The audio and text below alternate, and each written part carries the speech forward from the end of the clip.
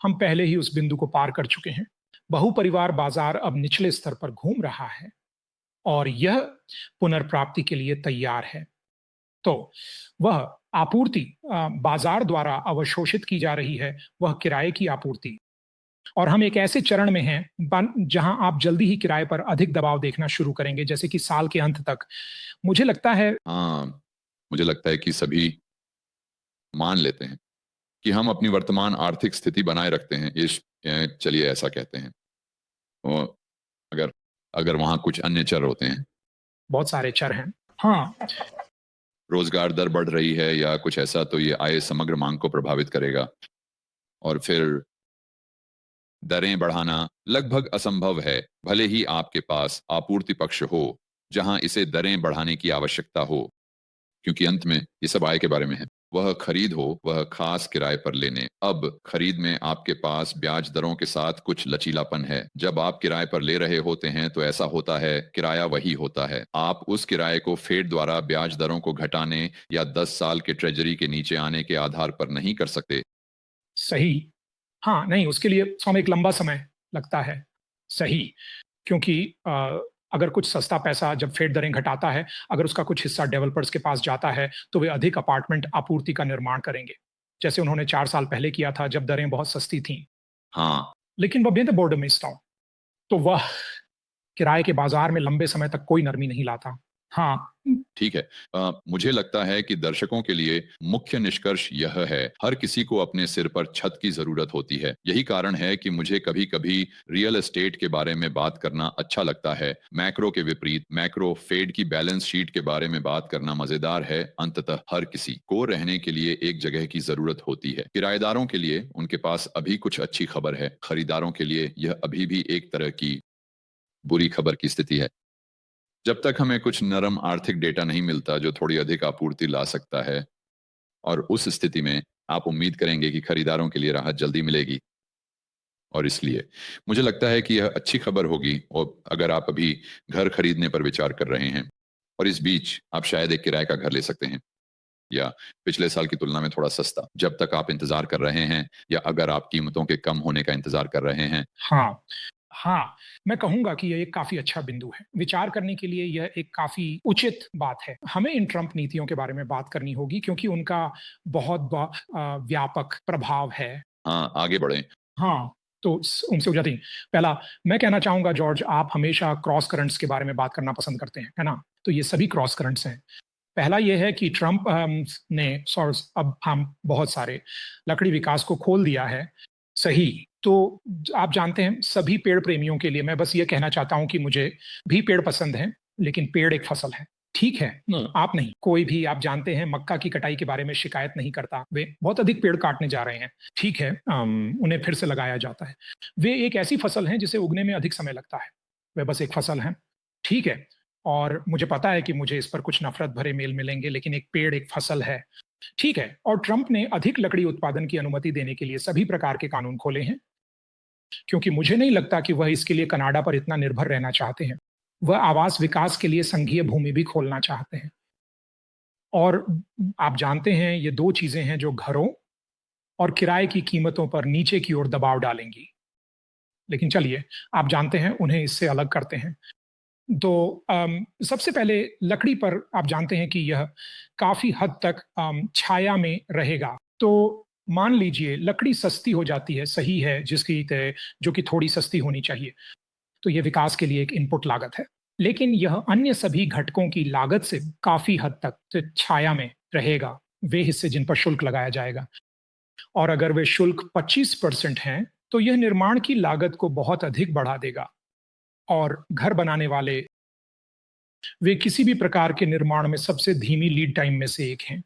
आप एक कार को घर से कहीं ज़्यादा तेज़ी से बना सकते हैं, सही है? एक बार जब आपने फैक्ट्री सेट कर ली, तो वे वास्तव में उन इनपुट लागतों के स्थिर होने पर निर्भर करते हैं। तो डेवलपर्स अभी घबरा रहे हैं।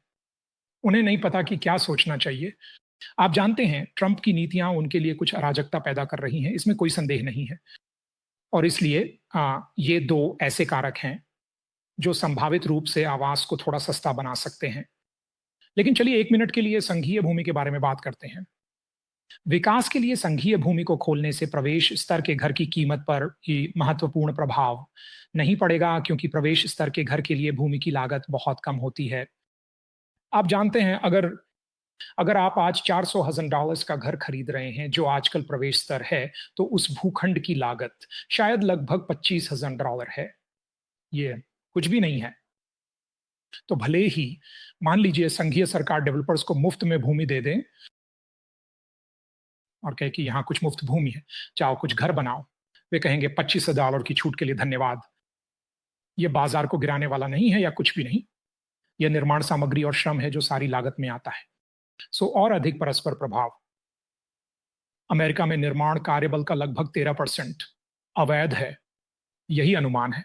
हाँ, और अगर उन्हें निर्वासित कर दिया जाता है, मेरा मतलब है औसत निर्माण कार्यकर्ता अब लगभग 50 साल का है। यह पागलपन है। निर्माण कार्यकर्ता कभी इतने बूढ़े नहीं रहे। ये हमेशा उनके 20 के दशक में युवा लोग होते थे, हथौड़े चलाते हुए और घर बनाते हुए। या अवैध, हाँ, या अवैध, सही। कानूनी, हिस्पैनिक्स या कुछ ऐसा। हाँ, हाँ। तो शायद उन्हें कानूनी रूप से लाने के लिए कुछ कार्यक्रम होगा, लेकिन प्रारंभिक बात यह है कि लाखों लोगों को संभावित रूप से निर्वासित करना, तो ये नुकसान पहुंचाएगा। यह निर्माण की लागत को बहुत अधिक बढ़ा देगा। सही। और फिर आप आपूर्ति मांग अनुपात के सरल तथ्य को देखते हैं। वे लोग निर्वासित हो गए। खैर, कोई उनका मकान मालिक है, ठीक है। तो वे सस्ते निम्न स्तरीय आवास किराए पर ले रहे हैं, और अगर वे निर्वासित हो जाते हैं तो कोई अपना किराएदार खो रहा है। तो ये मजेदार नहीं होगा। ये है, आप जानते हैं, ट्रेजरी सचिव ने कहा कि अर्थव्यवस्था को डिटॉक्स की जरूरत है, और वह शब्द डिटॉक्स मुझे लगता है जो हो रहा है उसके लिए एकदम सही शब्द है। मुझे लगता है कि ट्रंप जो कर रहे हैं वह समग्र रूप से देश के लिए काफी अच्छा होगा, लेकिन यह बिना किसी रुकावट के नहीं होगा। डिटॉक्स के लिए आर्थिक शब्द मंदी है। हाँ, हाँ, ये सही है। यह एक रूपक है। हाँ, हाँ, और मैं स्पष्ट करना चाहता हूं कि यह नहीं है। जेसन ये नहीं कह रहे हैं कि आव्रजन या ट्रंप की आव्रजन नीतियां अच्छी हैं या नहीं। मुझे लगता है आप शायद तर्क देंगे कि निर्वासन एक अच्छी बात है, लेकिन हम इसे केवल आवास बाजार के दृष्टिकोण से देख रहे हैं, और यह कीमतों पर कैसे प्रभाव डालेगा। यह जरूरी नहीं है कि यह समाज के लिए कुल लाभ या सकारात्मक हो। हाँ, देखो, मेरा विश्वास है देशों की सीमाएं लागू की जानी चाहिए। मेरा मतलब है ये उचित है। लेकिन जो पागलपन है वह यह है, मैं सेंट में था, बार्ट्स सप्ताहांत में, और ह्यू की विला मैनेजर एक लड़की है जिसका नाम गोल्डी है। वह 22 साल की है, 22-23 साल की, और पूरी तरह से एक रॉक स्टार कर्मचारी। मेरा मतलब है उसके पास एक अद्भुत कार्य नैतिकता है। वह बेहद बुद्धिमान है, बेहद सक्षम है। वह मेहमानों के साथ शानदार है। वह सब कुछ है जो आप एक कर्मचारी के रूप में चाह सकते हैं, और वह अंग्रेज है। और इसके ऊपर बस मैं इसे यहाँ कहने जा रहा हूँ, बस आपको ये दिखाने के लिए ये होगा, आपको यह अंदाजा देने के लिए कि सही लोगों के लिए संयुक्त राज्य अमेरिका में प्रवेश करना कितना कठिन है। उसके पिता एक अरबपति हैं, वास्तव में अरबपति। हाँ, और हम वहां बैठे बात कर रहे थे कि वह संयुक्त राज्य अमेरिका जाना चाहती है। गोल्डी कार्ड $5 मिलियन के लिए। हाँ, हाँ। लेकिन वह बात कर रही थी कि यह कितना कठिन है, और वह वीजा पाने की कोशिश कर रही है। वो इसे करने की कोशिश कर रही है, और वह इसे 2 या 3 साल से कर रही है, और उसे वीजा नहीं मिल रहा है। और मैं बस वहां बैठा सोच रहा था, ओह मेरे भगवान, अगर कोई है जिसे हम संयुक्त राज्य अमेरिका में आना चाहते हैं तो वह गोल्डी है ना? या ये कोई और है? ये समाज के लिए एक बड़ा लाभ होगा। सबसे अधिक संभावना है कि उनके जीवन के बाकी हिस्से के लिए। और ये ऐसा है, हाँ चलो इस व्यक्ति को अंदर लाते हैं। या शायद ये कोई ऐसा है जिसके पास बहुत सारा पूंजी है, जैसे जेसन हार्टमैन का विदेशी संस्करण या कुछ और। ये बहुत सारी नौकरियां पैदा करेगा, लेकिन दुर्भाग्यवश हम इसे बहुत कठिन बना रहे हैं। मैं ये नहीं कह रहा कि ट्रंप ने ये किया, लेकिन ट्रंप से पहले आप उन लोगों के लिए ये सभी बाधाएं बना रहे थे जो वास्तव में समाज में योगदान देंगे। हम उनके आने के लिए ये बाधाएं बना रहे थे, जबकि उसी समय उन सभी लोगों के लिए जो शायद उतने सकारात्मक नहीं हो सकते, मान लीजिए हम इसे उनके लिए इतना आसान बना रहे थे कि हम उन्हें $10,000 का डेबिट कार्ड देकर आने के लिए प्रोत्साहित कर रहे थे। सही नहीं, यह पूरी तरह से मूर्खतापूर्ण है। जॉर्ज, मैं आपको बताऊंगा, आप जानते हैं, मुझे नहीं पता कि यह उस गोल्डी की तुलना है जिसे आपने अभी उल्लेख किया, लेकिन लगभग 20 साल पहले मैं एक फोर्ब्स निवेशक क्रूज पर था और मैंने इस खूबसूरत लड़की से मुलाकात की। हमने डेटिंग शुरू की और वह ऑस्ट्रेलियाई थी, सुनहरे बाल, नीली आंखें, स्मार्ट, शिक्षित, कॉलेज की डिग्री, सब कुछ सही। And it's for America mean आने चेंज के लिए बेताब थी, ठीक है।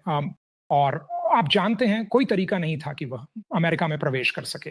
और मैं सोच रहा था हम इन सभी लोगों को सीमाओं के पार आने दे रहे हैं जिनके पास देने के लिए वास्तव में कुछ नहीं है सिवाय इसके कि आप जानते हैं डेमोक्रेट के लिए वोट करें और साथ ही श्रम की कीमतों पर नीचे की ओर दबाव डालें, क्योंकि आप जानते हैं, देखिए, उन्होंने हमें दशकों तक मुद्रास्फीति से छुपाया है। एक तो ज्यादातर चीन से सस्ते सामान आयात करके और दूसरा ज्यादातर सीमा के दक्षिण से सस्ता श्रम आयात करके। और ये मुद्रास्फीति पर नीचे की ओर दबाव डालते हैं जो गैर जिम्मेदाराना सरकारी खर्च को छुपाते हैं। और आप जानते हैं अब हम डोज के माध्यम से जो धोखाधड़ी और भ्रष्टाचार के बारे में सीख रहे हैं, यही तरीका है जिससे वे इसे छुपा पाए हैं। सुनिश्चित करें कि उन्होंने आवास की कीमतों को भी सुलभ बनाए रखा है। अरे दोस्तों, मैं व्यक्तिगत रूप से आप में से प्रत्येक को इस साल के रेबेल कैपिटलिस्ट इंडी लाइव में शामिल होने के लिए आमंत्रित करना चाहूंगा। यह वह अद्भुत सम्मेलन है जिसे मैं हर साल आयोजित करता हूं, जो आपको एक बुलेट प्रूफ पोर्टफोलियो बनाने में मदद करता है। यह आपकी व्यक्तिगत स्वतंत्रता और आजादी को बढ़ाने में मदद करता है और साथ ही यह आपके नेटवर्क के आकार को भी बढ़ाता है। दूसरे शब्दों में, आपको बहुत से समान विचारधारा वाले व्यक्तियों से मिलने का मौका मिलता है। साथ ही रेबेल कैपिटलिस्ट यह 25 तारीख तक है।